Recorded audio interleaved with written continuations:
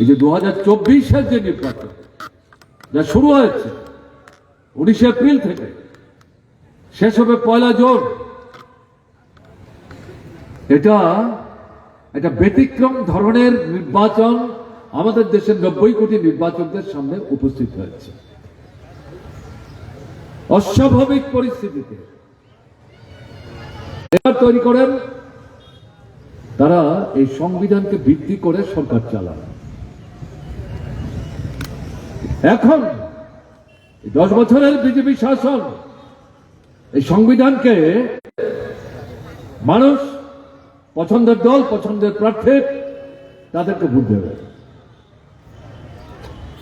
এই যে সংসদে গণতান্ত্রিক ব্যবস্থার অন্যতম গুরুত্বপূর্ণ দিক নাগরিক স্বাধীনতা, যেটা বলার অভিজ্ঞতার নিরিখে সংক্ষিপ্ত পরিসর, অন্য জায়গায় যাওয়ার তো কোনো দরকার নেই।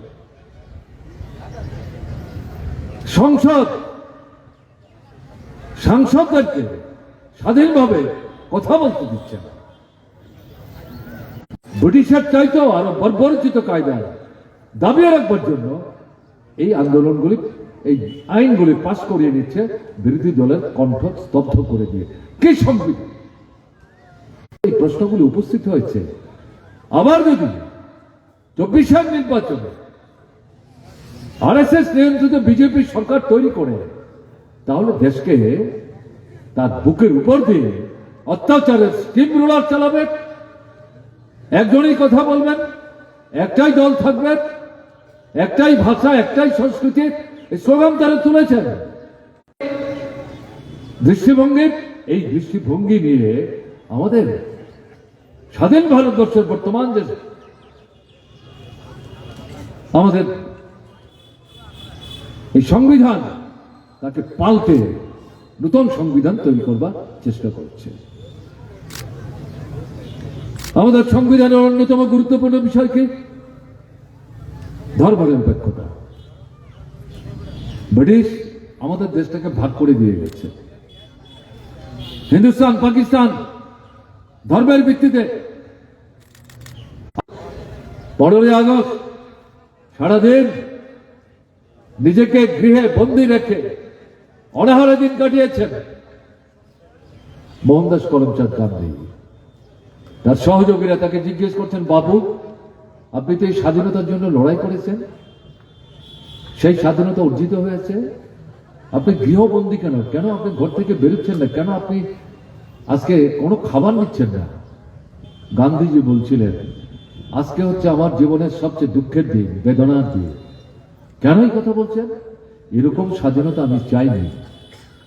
দেশ টুকরো করে দিয়েছে, এই স্বাধীনতা আমি চাইনি। এই দেশ নতুন যে ভারত, তার মধ্যে হিন্দু, মুসলমান, বৌদ্ধ, খ্রিস্টান সব ধর্ম, বর্ণ, সম্প্রদায়ের মানুষ আছে।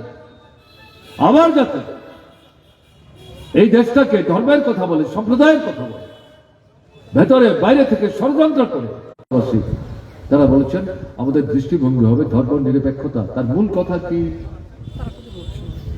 ধর্ম নিরপেক্ষতা মানে ধর্মের বিরোধিতা না। ধর্ম জর্জাত, তিনি চাইলে ধর্ম করবেন, না চাইলে করবেন না। তিনি চাইলে ধর্মান্তরিত হবেন, এক ধর্ম ছেড়ে আরেক ধর্ম নেবেন, এই অধিকার তার আছে।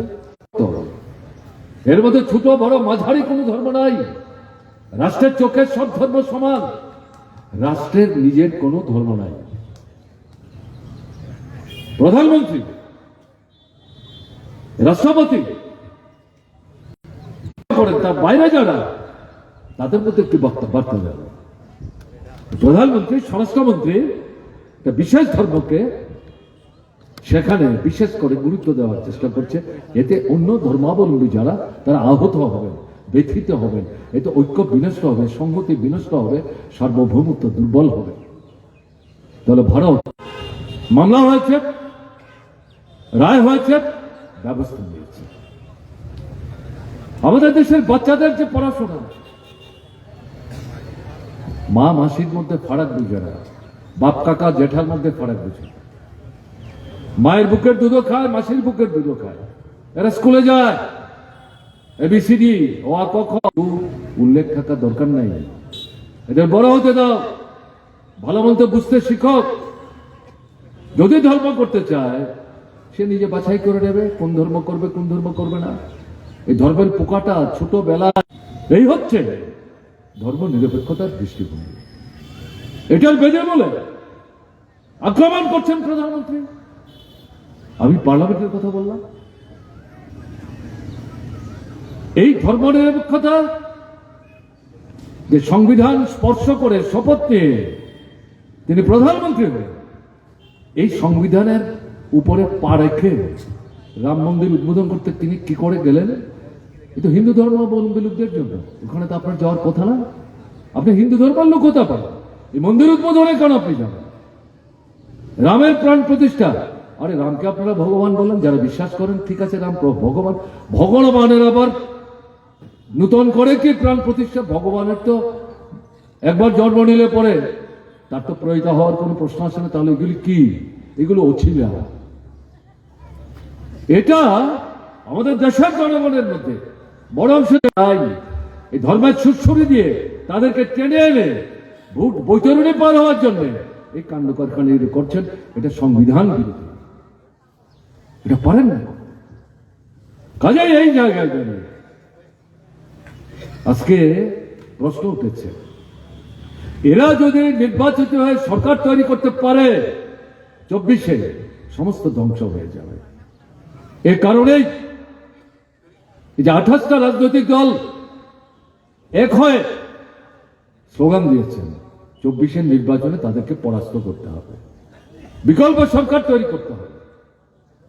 যে সরকার এই সংবিধান রক্ষা করবেন, তাকে আরো সংহত করবার চেষ্টা করবেন, গণতন্ত্র রক্ষা করবেন, ধর্মনিরপেক্ষতার মতাদর্শ রক্ষা করবেন, দেশের একতা সংহতিকে সুদৃঢ় করবেন, এবং সঙ্গে সঙ্গে মানুষের বেঁচে থাকতে গেলে পরে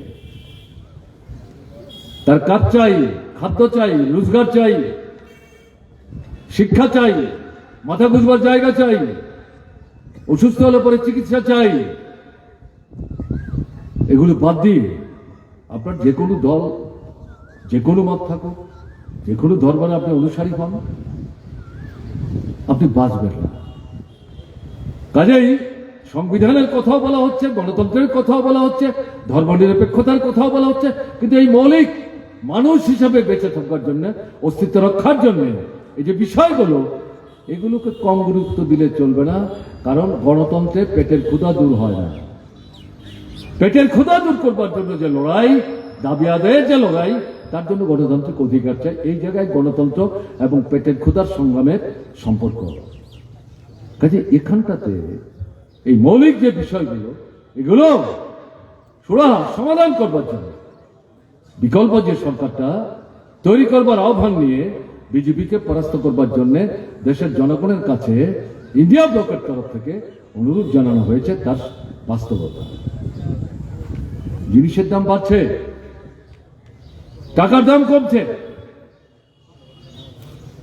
জিনিসের দাম বাড়তে বাড়তে এমন একটা জায়গায় চলে গেছে মানুষের কেনবার ক্ষমতা নাই। টাকার দাম কমেছে মানে কি? নরেন্দ্র মোদী যখন প্রধানমন্ত্রী হন তখন আন্তর্জাতিক যে টাকা, যেটাকে ডলার বলে, আমেরিকার ডলার আমাদের দেশের টাকার মতো, আন্তর্জাতিক ক্ষেত্রে তার মূল্য বেশি। নরেন্দ্র মোদী যখন প্রধানমন্ত্রী হন সেই সময় এই ডলার আমাদের দেশের 63 টাকা দিয়ে কেনা যেত, এখন কিনতে হচ্ছে 84 টাকারও আরো কিছু বেশি দিয়ে। কে জন্য দায়ী? আপনাদের অর্থনীতি দায়ী। নরেন্দ্র মোদী, আপনি যে সরকার চালাচ্ছেন, আপনারা এর জন্য দায়ী। কেন এরকম হচ্ছে? ভুল অর্থনীতির জন্য, সর্বনাশ অর্থনীতির জন্য জিনিসের দাম বাড়ছে। নিয়ন্ত্রণ করার ব্যবস্থা আপনাদের হাতে করছেন না কেন? এই যে 14 এপ্রিল, 1 বৈশাখ দিল্লি থেকে বিজেপি দলের নির্বাচনী ইশতেহার প্রকাশ করল, এই যে দাম বৃদ্ধি, মানুষের হাত পুড়ে যাচ্ছে, পয়সা নাই, কেনবার ক্ষমতা নাই, চাহিদা আছে কিন্তু কিনতে পারছেন না, এই নিয়ে কোনো কথা নাই কেন? না, দাম তো বাড়বেই, দাম আবার কমানো যায় কিনা? আমরা বলছি কমানো যায়। কি করে কমানো যাবে? কালোবাজারি বন্ধ করুন, বেআইনি মজুতদারি বন্ধ করুন। যারা বাজারে কৃত্রিম অভাব তৈরি করে 5 টাকার জিনিস 15 টাকা বিক্রি করছে, তাদের গ্রেপ্তার করুন, জেলখানায় পুরুন, তাদের গুদাম ভেঙে অত্যাবশ্যক সামগ্রী বের করে ন্যায্য দামে জনগণের মধ্যে বন্টন করার চেষ্টা করুন। এটা একটা দিক, করছেন না তো। তাদের পয়সায় ভোট রঙ্গ করছেন, কাজেই এদের বিরুদ্ধে ব্যবস্থা নেওয়ার সাহস নাই, হিম্মত নাই। আরেকটা কি, আমাদের যে রেশনিং ব্যবস্থা, 90 কোটি মানুষ সারা দেশে এই রেশন থেকে জিনিস কেনেন। এই রেশনিং ব্যবস্থার মাধ্যমে 13টা 14টা 15টা অত্যাবশ্যক সামগ্রী সস্তায় বাজার থেকে কম দামে সরকার থেকে ভর্তুকি দিয়ে যদি আপনি বন্টন করেন, বাজারে তো 13টা 14টা 15টার জিনিসের দাম কমে যাবে। মানুষ তো বাজারে গিয়ে বেশি দামে কিনবে না, মানুষ তো বোকা না। দোকানিও যখন দেখবে তার দোকানের যে জিনিসের দাম তিনি 10 টাকা নিচ্ছেন, রেশনের দোকানে সেটা 5 টাকা 7 টাকায় মানুষ কিনতে পারছেন, সেই কারণে মানুষ তার দোকানে আসছে না। এই উপলব্ধি থেকে তারাও বেশি দামে মুনাফা করার যে পদ্ধতিতে অগ্রসর হচ্ছেন, পরিবর্তন করতে বাধ্য হবেন। কম দাম কম মুনাফা, কিন্তু বেশি লোকের কাছে বিক্রি করতে পারলে পর তার মুনাফাটা কমবে না, বাড়বে। এইভাবে বাজারের উপর নিয়ন্ত্রণ আনা যায়। নরেন্দ্র মোদী বলছেন টাকাটা কোথায় থেকে হবে, পরামর্শ তো খুব ভালো। এই যে ভর্তুকি, তার টাকাটা কোথেকে আসবে? আমরা বলছি যে টাটা, বিরলা, ডালমিয়া, সিঙ্গানিয়া, মফতলাল জৈন, রিলায়েন্স, আম্বানি, আদানি আপনার অত্যন্ত আন্তরিক বন্ধু, যাদের জন্য দিবারাত্র পরিশ্রম করছেন দেশে বিদেশে, তাদের ব্যবসার প্রসার ঘটাবার জন্য, দেশের মানুষের স্বার্থকে বিপন্ন করুন। তাদের কাছ থেকে ট্যাক্স আদায় করুন, যত ধনী তত বেশি ট্যাক্স। সেই টাকা এনে এই ভর্তুকির জন্য 10টা 12টা সামগ্রী টাকাটা খরচ করুন, ভর্তুকি দিয়ে সস্তায় এই জিনিসগুলি বন্টন করুন। আপনাদের সাধারণ বাজেট তাতে হাত না দিলেও তো চলবে। করছেন না কেন? কে বলেছে জিনিসের দাম কমানো যায় না? জিনিসের দাম বৃদ্ধি বাজারে নিয়ন্ত্রণ করা যায় না? আমরা যে কথা বলছি, 27-28 দলের যে ইন্ডিয়া ব্লক বিকল্প সরকারের কথা বলছে, এ শুধু সমালোচনা করার জন্য না, বিজেপিকে একে পরাস্ত করে তারা যে বিকল্প সরকারের কথা বলছেন, তারা কি করবেন এই জিনিসপত্রের দরদাম কমাবার জন্য? যে কথাগুলো আমি আপনাদের সামনে বললাম, এগুলো আমার মস্তিষ্ক প্রসূত না। এটাই ভাবনা, এটাই চিন্তা। নতুন সরকার তৈরি হলে পর এটাই তাদের করতে হবে। যদি সরকারে বসে দেওয়া প্রতিশ্রুতি ভুলে যান, মানুষই কিন্তু আবার তাদেরকে টেনে হিসেবে ক্ষমতার গদি থেকে নামাবে। এটাই জীবনের অভিজ্ঞতা। কাজে তারাও সতর্ক, এটা বুঝতে হবে। বেকার সমস্যা, আমাদের দেশে 140 কোটি মানুষ, 18 থেকে 35 বছর বয়সী যারা, তারা এই প্রতি 100 জনের মধ্যে 66 জন। পৃথিবীর কোন দেশে এত বিরাট যুব শক্তি নাই। এই যুবক, তাদের মধ্যে মাধ্যমিক ক্লাস থেকে আরম্ভ করে বিশ্ববিদ্যালয় পর্যন্ত যারা পাশ করেছেন, ডাক্তার, ইঞ্জিনিয়ার আছে, নানা বিষয়ে বিশেষ শিক্ষায় শিক্ষিত হয়েছে। তথ্য বেরিয়ে এসছে, এই যে 100 জনের মধ্যে 66 জন, তাদের মধ্যে যারা লেখাপড়া জানা, এদের 83 ভাগের বেশি বেকার, কোনো কাজ নাই। অথচ আপনি হাত পেটা খেয়ে আপনার ছেলেকে মেয়েকে স্কুল পাস করিয়েছেন, কলেজ পাস করিয়েছেন, বিশ্ববিদ্যালয় পাস করিয়েছেন। আপনার বয়স হবে, তখন আপনার কাজ করার ক্ষমতা থাকবে না। এরা চাকরি করবে, রোজগার করবে, আপনাদের দেখবে। কখন দেখবে? কাজই তো নাই। এই সমস্যা কে সৃষ্টি করেছে? বিজেপি সরকার।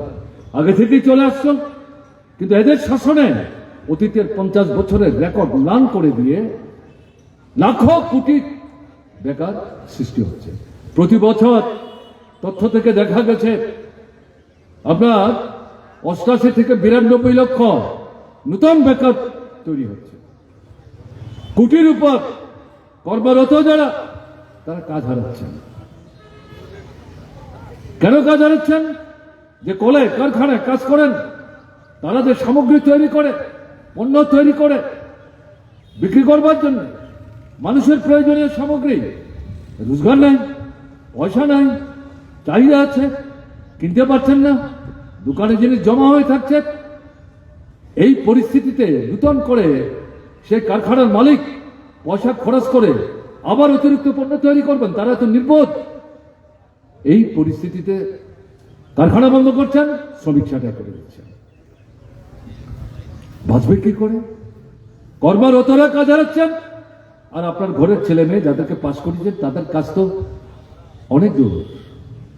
এই জায়গায় আমরা যেটা বলছি, বেকার সমস্যা ব্যাপক অংশে তার সমাধান করা যায়। শূন্য পদ কেন্দ্রীয় সরকারের নানা দপ্তরে লক্ষ লক্ষ কোটির কাছাকাছি, এই শূন্য পদ দ্রুত পূরণ করো, নূতন পদ তৈরি করো, অস্থায়ী না স্থায়ী নিয়োগের ব্যবস্থা করো। এখন কেন্দ্রীয় সরকার, রাজ্যের সরকার মাঝে মাঝে কিছু লোক নিয়োগ করে, কিন্তু অস্থায়ী নিয়োগ, 8 মাস 9 মাস 10 মাস কাজের পর চায়ের দোকানে কাপের মতো ছুঁড়ে ফেলে দিচ্ছে। আমরা এটার প্রতিবাদ করছি, এটা করা যাবে না। স্থায়ী নিয়োগের ব্যবস্থা করো এবং রাষ্ট্রায়ত্ত যে সংস্থা, আধা সরকারি যে সংস্থা, এগুলিকে শক্তিশালী করো। রাষ্ট্রায়ত্ত সংস্থা বেসরকারি পুঁজির হাতে তুলে দেওয়া যাবে না। সরকার নিয়ন্ত্রিত এগুলিকে সংহত করো এবং এই যে সংবিধান সংশোধনের চক্রান্ত করছে, তথ্য বেরিয়ে আসছে, বিজেপি সরকার, আরএসএস, তারা সংরক্ষণ তুলে দেওয়ার চিন্তা করছে। আমরা উল্টো বলছি, সংরক্ষণ তুলে দেওয়ার প্রশ্ন না, এটাকে সংহত করতে হবে। এবং বর্তমান সময়ে বিজেপির শাসনে, এর আগেও ছিল না, আগে থেকে আমরা দাবি করছি, এখন আমরা দাবি করছি, রাষ্ট্রায়ত্ত সংস্থা, আধা সরকারি সংস্থা, সেগুলোতেও যাদেরকে নিয়োগ করা হবে সংরক্ষণের ব্যবস্থা রাখতে হবে, উপজাতিদের জন্য, তপশিলীদের জন্য। কেন্দ্রে যদি বিকল্প সরকার তৈরি হয়, ইন্ডিয়া জোটের নেতৃত্বে, ইন্ডিয়া ব্লকের উদ্যোগে এটা করতে হবে। আজকের দিনে ভারতবর্ষে অর্থনীতির ক্ষেত্রে দ্বিতীয় হচ্ছে সবচেয়ে বড় গুরুত্বপূর্ণ সমস্যা কৃষক এবং কৃষি। ফসল যে পয়সা খরচ করে তৈরি করছেন, উৎপাদন করছেন, বাজারে যখন বিক্রি করতেন, খরচার পয়সা উঠছে না। 12 মাসের মধ্যে 2 মাস 3 মাসের বেশি হাতে পয়সা থাকছে না, অনাহারতা। এই পরিস্থিতিতে যেটা বলা হচ্ছে, বিজেপি সরকার করেনি কিছু। আপনারা যারা খবর রাখেন তারা জানেন, আজ থেকে 2 বছর আগেও সারা বছর ধরে লক্ষ লক্ষ কৃষক দিল্লিতে ঢুকতে চেয়েছিল, মন্ত্রীদের কাছে ডেপুটেশন দেবে, প্রতিনিধি পাঠাবে, কেন আমরা ফসলের ন্যায্য দাম পাচ্ছি না, ঢুকতে দেবে। চারিদিকে বাধার প্রাচীর তৈরি করেছে, কৃষকরাও নাছোড়বান্দা, সারা বছর তারা বসেছিলেন। উত্তরপ্রদেশের নির্বাচনের মুখে এসে অসত্য প্রতিশ্রুতি দিয়ে তাদের এই আন্দোলন থেকে তুলে বাড়িতে পাঠিয়েছে। নরেন্দ্র মোদী দেওয়া প্রতিশ্রুতি কার্যকরী করেন। এখন আমরা বলছি, উৎপাদিত ফসলের দ্বিগুণ আড়াই গুণ দাম দিতে হবে। উৎপাদন খরচ নির্বাহ করে অতিরিক্ত টাকা 12 মাস অন্যের কাছে হাত না পাতিয়ে তার ফসল বিক্রি করে যে টাকা হাতে আসলো তার উপর ভিত্তি করে সে যাতে তার পরিবার চালাতে পারে, অনাহারে যাতে দিন কাটাতে না হয়। এবং এই মানুষ যখন বাজারে যাবে, চাহিদা বাড়বে। যে কারখানা বন্ধ হয়ে যাচ্ছে বলে কাজ হারাচ্ছে, বেকারি বাড়ছে বলছি, উল্টো হবে। চাহিদা যখন বাড়বে, বন্ধ কারখানা খুলবে, যারা কাজ হারালেন তারা আবার কাজ পাবেন, নতুন কারখানা তৈরি হবে, নতুন করে পণ্য উৎপাদন করতে হবে। তাতে আপনার ঘরের ছেলে মেয়ে যারা পাশ করে বসে আছেন, কাজ পাচ্ছে না, শুধু কেন্দ্রীয় সরকারের দপ্তর, রাজ্য সরকারের দপ্তর, এর মধ্যে চাকরি পেলেই সব বেকার সমস্যার সমাধান হবে, এটাও আমরা বলছি না। অন্যান্য যে জায়গায় সেখানেও কাজের সংস্থান তৈরি করতে হবে। এই পদ্ধতি অনুসরণ করলে পর কৃষকের হাতে যদি ঠিকভাবে পয়সা দেওয়া যায়, তাহলে সেখানে নতুন কারখানা হবে, আপনার ঘরের ছেলে মেয়েরও কাজের সুবিধা হবে। এই সবটা মিলিয়ে ইন্ডিয়া ব্লকের তরফ থেকে জনগণের সামনে এই বিষয়গুলো উপস্থিত করে বলা হচ্ছে, এদেরকে পরাস্ত করতে হবে। সরকারের ফিরে আসতে দেওয়া যাবে, সর্বনাশ হয়ে যাবে। 102টা কেন্দ্রে গত 19 তারিখ 543-এর মধ্যে ভোট হয়েছে 21টা রাজ্যে। এখনো ফলাফল তো বেরোবে না, ফলাফল বেরোবে 4 তারিখ। কিন্তু নানা বিশেষজ্ঞরা সংবাদপত্রের সঙ্গে যুক্ত অথবা রাজনীতির খবর সংগ্রহ করেন, নিজেদের মতো করে তথ্যাদি একসাথে এনে মূল্যায়ন করেন, বিশ্লেষণ করেন। তারা কি বলছেন? বিজেপির অবস্থা ভালো না। এটা আমাদের কথা না, আমি তাদের কথা বলছি। গত নির্বাচনে, 19-এর নির্বাচনে পুলওয়ামার কাণ্ড ঘটিয়ে 42 জন সিআরপিএফ সন্ত্রাসবাদীদের হাতে খুন হয়। খুন হতো না যদি কেন্দ্রের সরকার তৎকালীন জম্মু কাশ্মীরের রাজ্যপালের প্রস্তাব শুনে গাড়িতে করে 200 কিলোমিটার দূরে সিআরপিদের না পাঠিয়ে হাওয়াই জাহাজে করে যদি পাঠাতো, সন্ত্রাসবাদীরা তাদের আক্রমণ করতে পারত না। এই ঘটনা ঘটে যাওয়ার পর 42 জন শহীদের মৃতদেহ কাঁধে নিয়ে বিজেপি দল, প্রধানমন্ত্রী সহ আপনার চোখের জলে বুক ভাসিয়ে এটা নাটক, এটা আবেগ তৈরি করে মুসলিমদের বিরুদ্ধে, পাকিস্তানের বিরুদ্ধে ঘৃণার সৃষ্টি করে ভোট বৈতরণী পার হওয়ার চেষ্টা করেছে। রাজ্যপাল বলেছে এই ঘটনা ঘটতো না, এটা এড়ানো যেত। আমার প্রস্তাব পরামর্শ শুনে নেই, তাকে রাজ্যপালের দায়িত্ব থেকে সরিয়ে দিয়েছে। এখন তাকে জেলখানায় ঢুকাবার চেষ্টা করছে। আজ থেকে দিন 20-21 আগে তিনি বলেছেন, জেলকে আমি ভয় পাই না। তিনি হাসপাতালে আছেন, তার বাড়িতে লোক পাঠিয়েছে, ইডির লোক, সিবিআই এর লোক, বলছে খুব খুঁজো, কিছু ছেঁড়া জামা কাপড় পাবেন, আমার বইপত্র কাগজ কলম পাবেন, আর কিচ্ছু পাবেন না। জেলের ভয় আমি পাই না। তিনি তার একদিন পরে ভারতবর্ষের নির্বাচক মন্ডলীর উদ্দেশ্যে আবেদন করেছেন, এদেরকে পরাস্ত করুন। আমি আমার জন্য বলছি না, দেশের জন্য বলছি, রাষ্ট্রের জন্য বলছি, সংবিধানের জন্য বলছি, আইনের জন্য বলছি, গণতন্ত্রের জন্য বলছি। দুঃশাসন চলছে, এরা আবার যদি আসতে পারে সর্বনাশ করে দেবে, তার কথা বলছি। এখন কি দেখা গেল?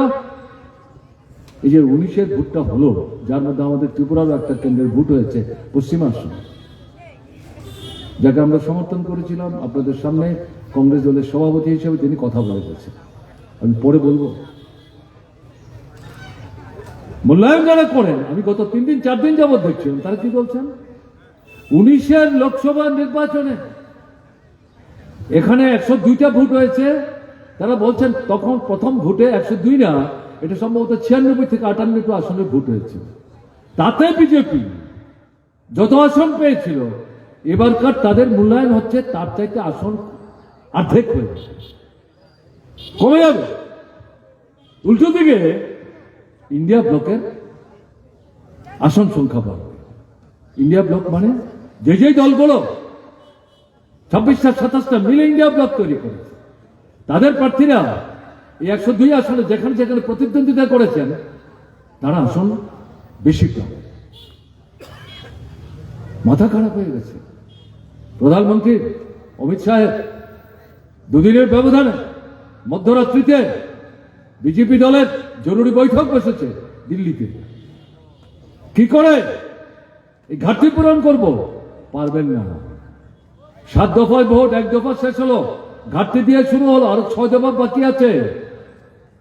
সেই 6 দফা তো একটার পর একটা দফায় 19-এর নির্বাচনে যা আসন পেয়েছিলেন, প্রত্যেকটা দফায় সেই আসন আপনাদের কমবে কমবে কমবে এবং আপনারা পরাস্ত হবেন। এই পূর্বাভাস এই প্রথম দফার ভোটের মধ্য দিয়েই সামনে চলে এসছে। ঐক্যবদ্ধ হচ্ছে 27টা 28টা রাজনৈতিক দল, এরাই ঐক্যবদ্ধ হয়ে 77 নির্বাচনে ইতিহাস তৈরি করেছে। মোরারজি দেশাইকে প্রধানমন্ত্রী করেছে। পরবর্তী সময়ে ভিপি সিং এই ঐক্যবদ্ধ শক্তি শাসক দলের বিরুদ্ধে যারা, তাদেরকে ক্ষমতাচ্যুত করে তাকে প্রধানমন্ত্রী করেছে। এইচডি দেবেগৌড়া এই বিরোধী দলগুলো শাসন ক্ষমতায় যারা ছিলেন বিজেপি পরাস্ত করে ক্ষমতার থেকে হটিয়ে এইচডি দেবেগৌড়া, কে তাকে চিনত? কর্ণাটকের তৎকালীন মুখ্যমন্ত্রী, কংগ্রেস দলে সারাদিন খুঁজে তাকে বের করে আনা হয়েছে, তাকেই প্রধানমন্ত্রী করা হয়েছে। ডক্টর মনমোহন সিং, তিনি নিজেও জানতেন না তিনি প্রধানমন্ত্রী হবেন।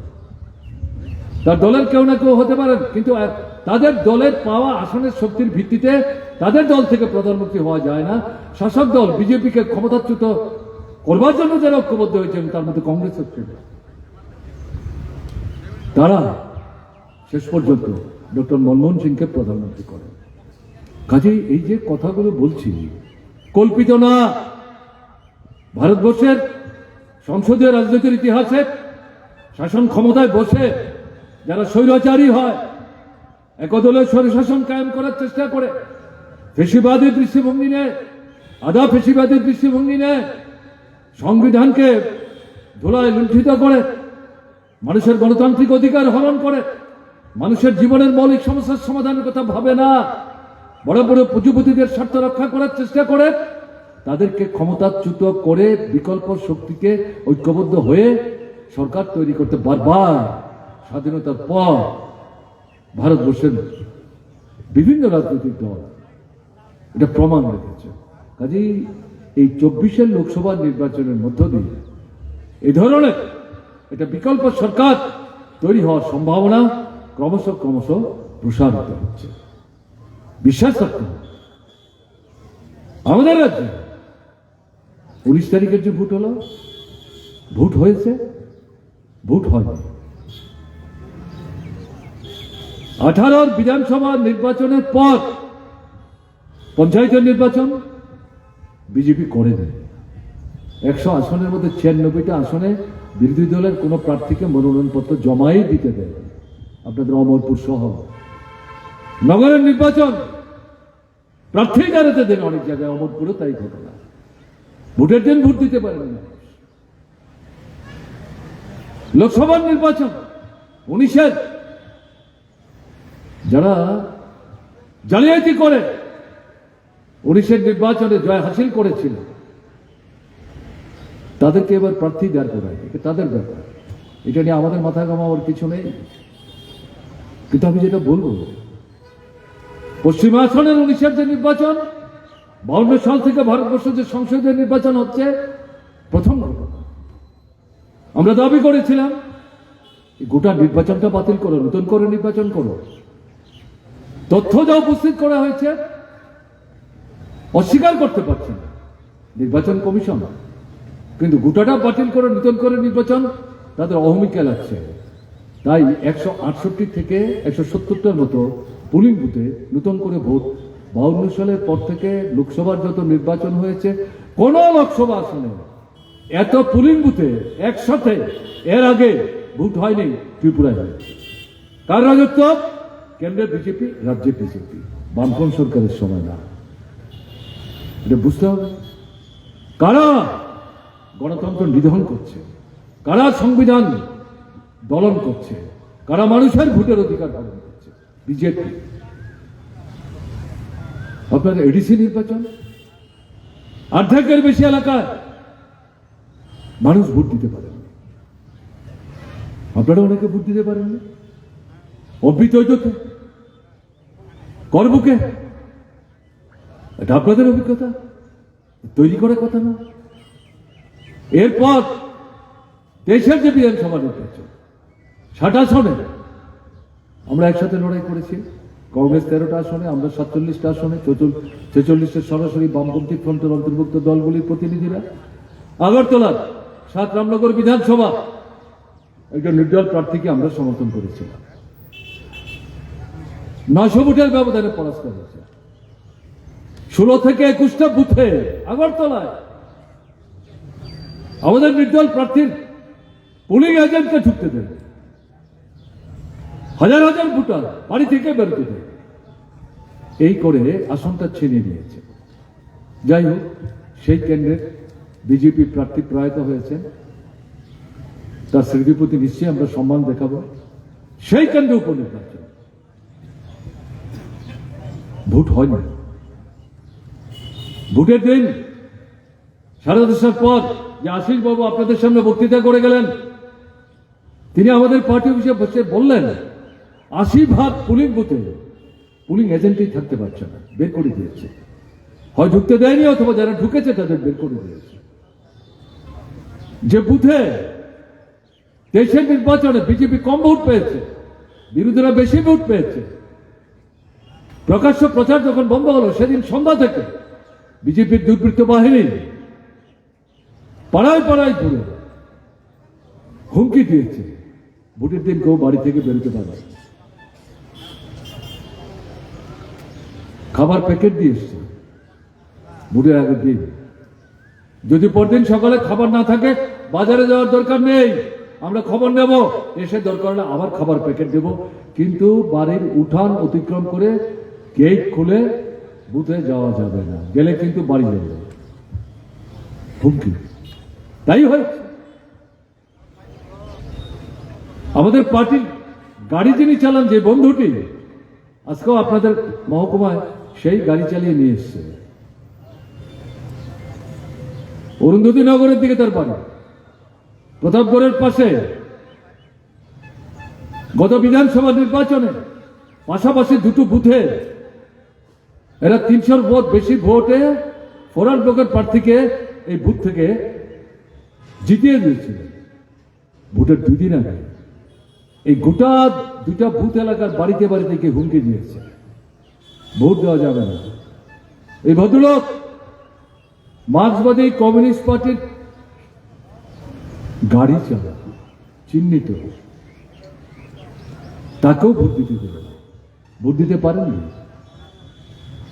সারাদিন বিমর্ষ, পরে খুঁজতে দেখা গেল 250-এর উপর ভোটার গৃহবন্দী। এরকম ঘটনা ঘটেছে। কিসের ভোট? এই জায়গায় নির্বাচন কমিশনের কাছে গেছে বেলা 1:30। কি চলছে? এত বক্তৃতা করেছেন, এত সিআরপিএফ, এত বিএসএফ, এত টিএসএফ, কোথায় গেল ভোটের? খুঁজেই তো পাওয়া যাচ্ছে না। প্রিজাইডিং অফিসারের সামনে পিটিয়ে পুলিং এজেন্টকে বের করে দিচ্ছে। ভোটের লাইন থেকে মহিলা পুরুষ নির্বিশেষে জোর করে কেন এসে বের করে দিচ্ছে, বাড়িতে পাঠিয়ে দিচ্ছে। কেন এসছেন? আমরাই তো আছি, আপনাদের ভোট আমরা দেবো। অদ্ভুত কথাবার্তা। দেখুন কিছু করার আছে কিনা।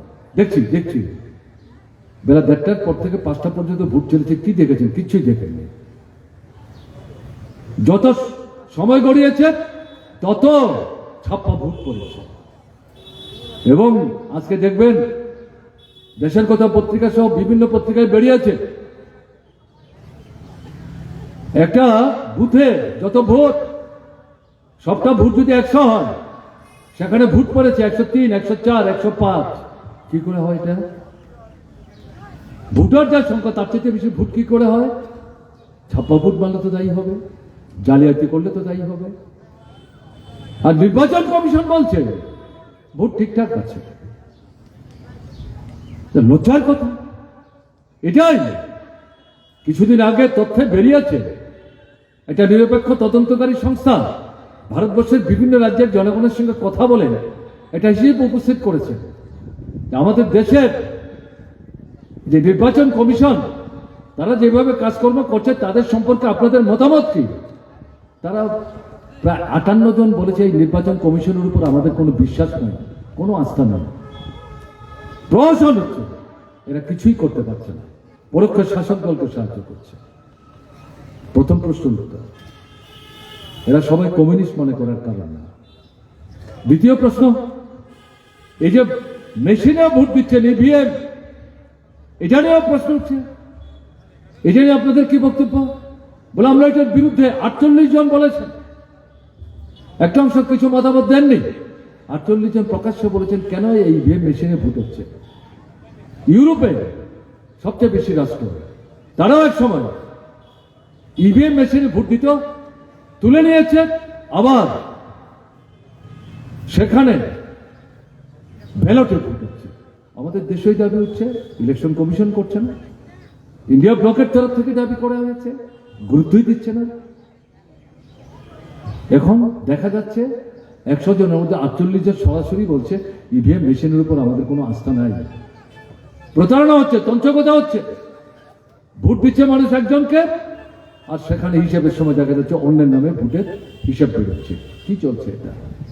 একই রকম ভাবে আমাদের দেশের প্রধানমন্ত্রী ধর্মনিরপেক্ষতার যে আদর্শের বেদে বলে আঘাত করছেন, হিন্দু মুসলমান বৌদ্ধ খ্রিস্টানের মধ্যে বিভেদ তৈরি করার চেষ্টা করছেন, সংবিধান পাল্টাবার চেষ্টা করছেন, এ নিয়েও প্রশ্ন করেছিল তারা। এই ধর্মনিরপেক্ষতার যে বিষয় নিয়ে নানা প্রশ্ন উঠছে, আপনাদের কি বক্তব্য? 78 জন বলেছেন আমাদের দেশ ভারতবর্ষ হিন্দু আছে, মুসলমান আছে, বৌদ্ধ আছে, খ্রিস্টান আছে, শিখ আছে, ইসাই আছে, হিন্দুদের মধ্যে নানা ধর্ম আছে, তারা আছেন, তারা থাকবেন, তাদের নিয়ে ভারতবর্ষ ঐক্যবদ্ধ থাকবে। এর জন্য যে ধর্মনিরপেক্ষতা সঠিক পথ, এটার পক্ষে আমরা। এটা না থাকলে ভারতবর্ষ ধ্বংস হয়ে যাবে। আমি এই কথাগুলো যে আপনাদের সামনে বলছি, এটা মার্ক্সবাদী কমিউনিস্ট পার্টির তৈরি করা কথা না। আন্তর্জাতিক পরিসরে যারা স্বনামধন্য আমাদের দেশের নির্বাচনের মুখে, তারাই ভারতবর্ষের বিভিন্ন রাজ্যের বাছাই করা কিছু লোক, কোটি কোটি মানুষের কাছে তো যাওয়া যায় না, কয়েক হাজার মানুষের মধ্যে গিয়ে মতামত যাচাই করেছেন। তাদের ব্যক্ত যে মতামত, সেটা আমি আপনাদের সামনে তুলে ধরলাম। এই জায়গায় দাঁড়িয়ে যেটা বলছি, ভোট নিয়ে যে প্রহসন হচ্ছে, তার জ্বলন্ত, নিকৃষ্ট, ঘৃণ্য উদাহরণ হচ্ছে ত্রিপুরা, বিজেপি শাসিত ত্রিপুরা। এটা চান পূর্ব আসনে এই জিনিসই তারা সংগঠিত করো, ছেড়ে দেবেন, কোনো প্রতিবাদ করবেন না, প্রতিরোধ করে তুলবেন না। ত্রিপুরায় আজকে যা চলছে, কি চলছে ত্রিপুরায়? কাজ নাই, রোজগার নাই, খাবার নাই, অর্ধাহার, অনাহার, অনাহার মৃত্যু, শিশু বিক্রি করছে। তারপরে পরিবারের লোক সবাই মিলে শিশুদের বিষ খাইয়ে মেরে, মা বাবা ঘর থেকে বেরিয়ে দূরে নিজেদের তৈরি করা যে বাগান, সেই বাগানে গিয়ে ফাঁসিতে ঝুলছে। পঞ্চবটি আমি গেছি সেই জায়গায়, গোটা পরিবার যাই, একটা দুটা ভালো কাপড় জামা আছে, সেই কাপড় জামা পরে সিঁদুর দেখে হাতে শাখা মালা লাগিয়ে স্বামী স্ত্রী দুজনে মিলে বিষ খেয়ে আত্মহত্যা করেছেন। বাজারে জানা পরিশোধ করতে পারছেন না, মেলা লোক ওখানে গিয়ে আসছি, গ্রামের মানুষ বলছেন অত্যন্ত ভালো মানুষ, কেন তারা এইভাবে মারা গেল? ভাই বলছে বাজারে কিছু দেনা আছে, পরিশোধ করতে পারছে না, তার জন্য আত্মহত্যা করবে। কি ব্যাপার? সরকার আছে ত্রিপুরা, খবর আছে, খোঁজ রাখছে কিছু? ওনার মৃত্যুর কথা বলে, এটা বুক চাপলে বলে, এটা মিথ্যা কথা, প্রমাণ করতে পারলে নাকি রাজনীতি ছেড়ে দেবে। এই কথা সোশ্যাল মিডিয়ায় একদিকে যখন প্রকাশ করা হচ্ছে, তার পাশে মহিলা, তিনি বলছেন কোন মহকুমায়, কোন ব্লকে, কার সন্তান কত টাকায় বিক্রি করেছে, সেই মা বলছে, সেই বাবা বলছে। তারপর সরকার থেকে লোক যাচ্ছে, 30,000 টাকায় সন্তান বিক্রি করেছে, সেই টাকা দিয়ে সন্তান উদ্ধার করে মা বাবার হাতে তুলে দিয়ে বাড়িতে না পাঠিয়ে হাসপাতালে এনে তাদেরকে বন্দী করে রেখেছে। কই ছাড়ছে নাকি রাজনীতি? হিম্মত আছে? গলা বাজিয়ে কথা বললেই শক্তি বোঝা যায়, এটা দুর্বলতার নিদর্শন। কোথায় সরকার? এলাকার কাজ নাই, টুয়েপের কাজ নাই, উন্নয়ন দপ্তরের কাজ নাই, রোজগার করতে হবে। এই যে পরিস্থিতি চলছে, মায়েদের বোনেদের উপর অত্যাচার হচ্ছে। থানায় যাচ্ছেন, দেশের নির্বাচনের পর বিশেষ করে দেখা যাচ্ছে অধিকাংশ থানা মামলা রুজু করতে গেলে পরে বলছে কেন মামলা করছেন, কেন মামলা করছেন? নিজেরা গিয়ে আলোচনা করে মীমাংসা করবো। বলে কি করে মীমাংসা করবো? কিসের মীমাংসা? অত্যাচারিত হয়েছে, ইজ্জত লঙ্ঘন করেছে। বলে গ্রামে যান, মন্ডলের কাছে যান। বলে মন্ডলকে? আরে মন্ডল ছিল না, মন্ডল তো বিজেপির নেতারা। কিছু টাকা পয়সা খরচ হবে, মীমাংসা করে নিই। মামলা হবে, মামলা চলবে, পয়সা খরচ হবে, আপনাদের উপর আক্রমণ বাড়বে, সমস্যার সমাধান হবে না। অরাজকতা, জঙ্গলের শাসন যে বলছি এ কারণে বলছি। সাবরুম থেকে ধর্মনগর কৈলাসহর রাজপথে প্রতি সপ্তাহে লাশ পাওয়া যাচ্ছে, মহিলা পুরুষ।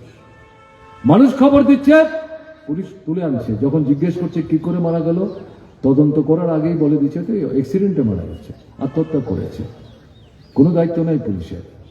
এই কাণ্ড কারখানা চলছে।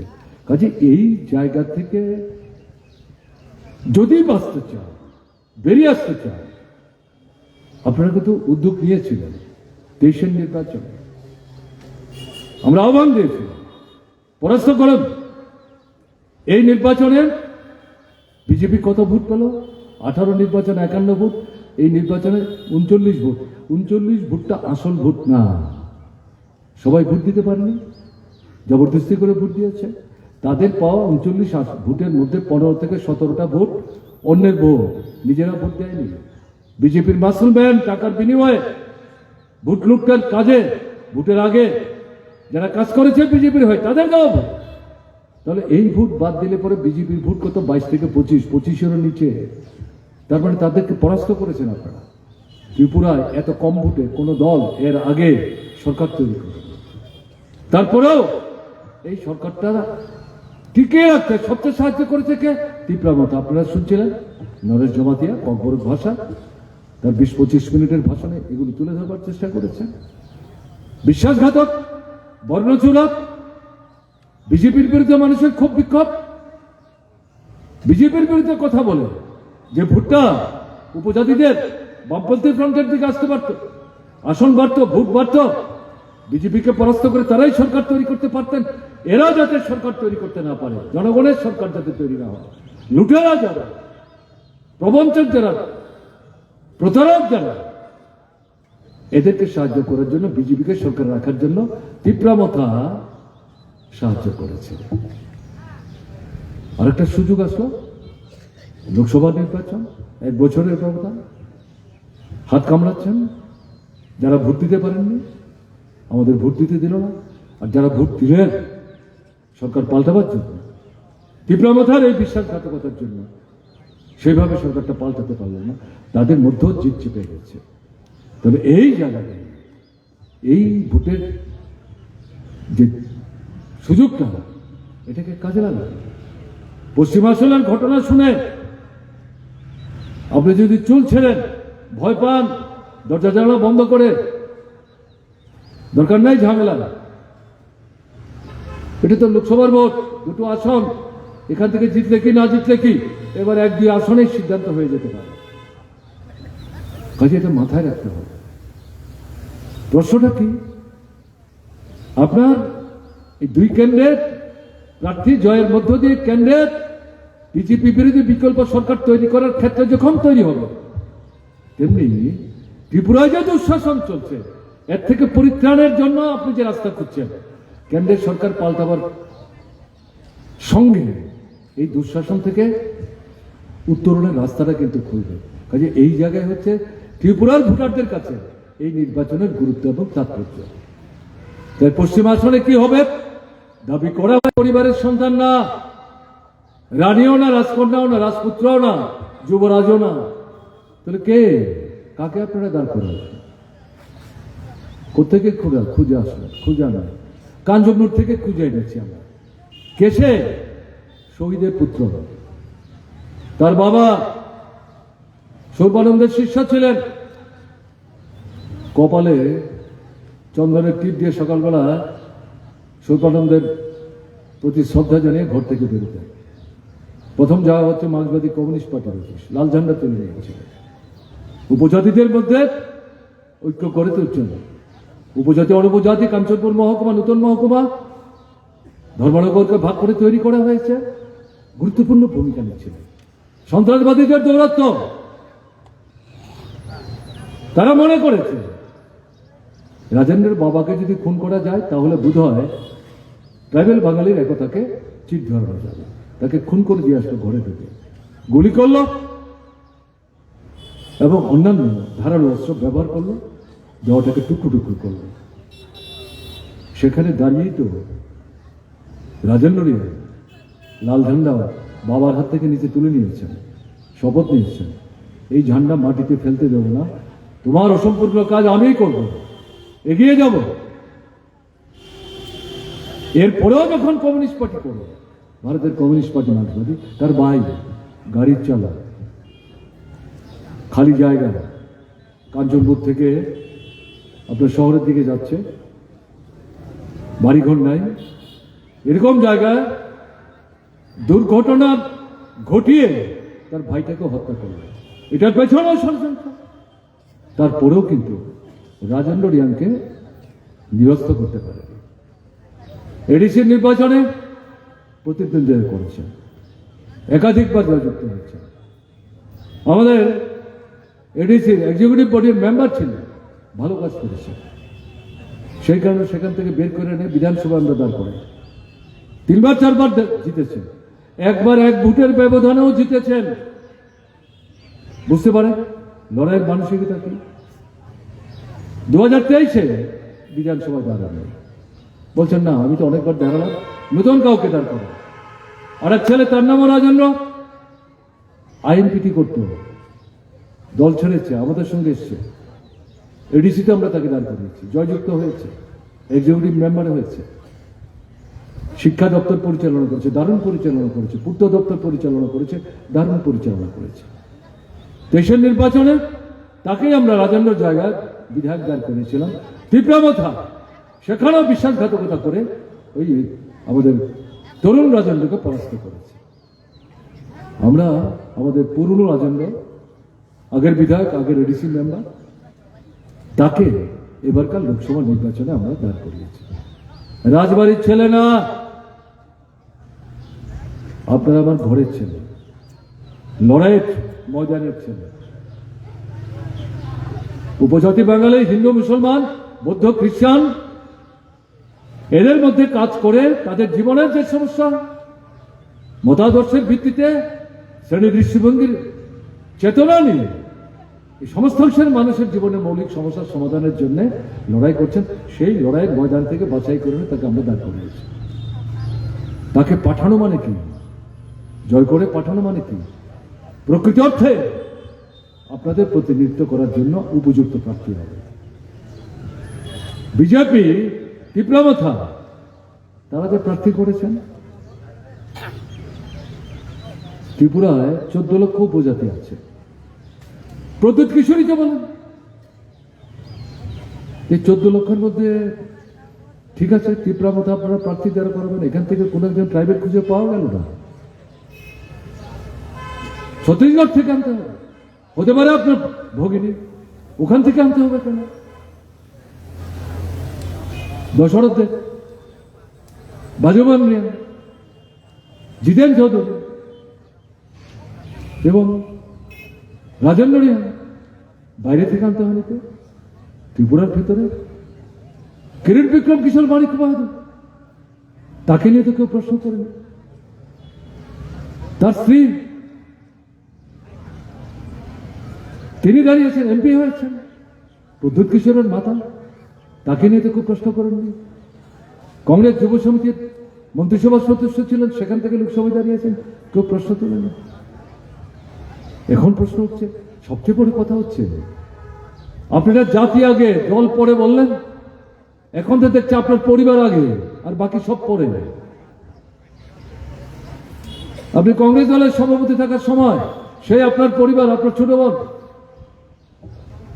তাকে দাঁড় করান, পরাস্ত হয়েছে, বিজেপি রিগিং করে পরাস্ত করেছে, কিছু কথা বললেন না। এবার আপনারই আরেক ভগিনী, তাকেই দাঁড় করালেন, কি ব্যাপার এটা? তীব্রমথার যারা সমর্থক, যাদেরকে স্লোগান দিয়ে উৎসাহিত করেছিলেন জাতি আগে দল পরে, এখন তারাই বলছেন এ তো কাকের মুখে কুকিলের কথা, এটা মানুষই বলছেন। ক্ষোভ বিক্ষোভ তৈরি হচ্ছে। 14 লক্ষের মধ্যে ত্রিপুরার উপজাতিদের মধ্যে আর কোনো প্রার্থী নেই, প্রার্থী যে কেউ দাঁড়াতে পারেন, এ নিয়ে আমাদের প্রশ্ন। আমি দৃষ্টিভঙ্গিটার প্রতি আপনাদের দৃষ্টি আকর্ষণ করার চেষ্টা করছি। তারা কাদের বাছাই করেন, আমরা কাদের বাছাই করি, ওই যে এটা মাথায় রেখে আপনাদের কাছে যেটা আবেদন করবো আমার কথা শেষ করার আগে, দল বেঁধে 18 পর থেকে এমনকি 23 পর্যন্ত যে বিধানসভা নির্বাচন ভোট হয়নি ঠিক মতো, পশ্চিমের এই যে 19 তারিখের ভোট সেটাও হয়নি, কিন্তু এটা নতুন রেকর্ড আপনারা করার চেষ্টা করুন 26-এ পূর্ব আসনের লোকসভা ভোটে। দল বেঁধে যাবেন, বাধা দিলে প্রতিহত করবেন, নিজের ভোট নিজে দেবেন, যাকে পছন্দ তাকে দেবেন। কিন্তু আমরা তো চাইবো আমাদের প্রার্থী রাজেন্দ্র রিয়াং কাস্তাতুরে তারা করছেন, তাকে ভোট দিয়ে আপনাদের প্রতিনিধি করে পাঠান বিকল্প সরকার তৈরির জন্য।